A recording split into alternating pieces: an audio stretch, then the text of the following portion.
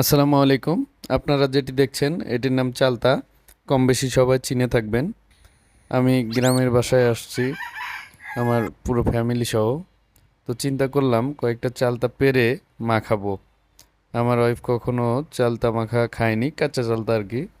তো কাঁচা চালতা মাখালে কিন্তু সুন্দর লাগে। যারা খেয়েছেন কমেন্ট বক্সে কমেন্ট করবেন, আর যারা খাননি তারা ভিডিওটি দেখে এভাবে ট্রাই করবেন। হ্যাঁ, কিছু চালতা পেরে নিলাম। চালতাগুলো পরিষ্কার করে ধুয়ে নিতে হবে। তারপরে ধোয়া শেষ হলে ভালো করে চালতাগুলো যেভাবে ভর্তা করে আর কি, যে কোনো ভর্তা ওই টাইপের করে কেটে নিতে হবে।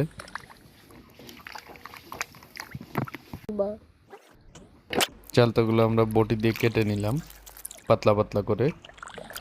তারপরে আবার ভালো করে ধুয়ে নিব। এর ফাঁকে কিন্তু চুলাতে আমরা মরিচ ভেজে নিয়েছি, শুকনো মরিচ, যেটা শুকনো মরিচ লবণ দিয়ে মাখালে এটার স্বাদটাই হয় অন্যরকম।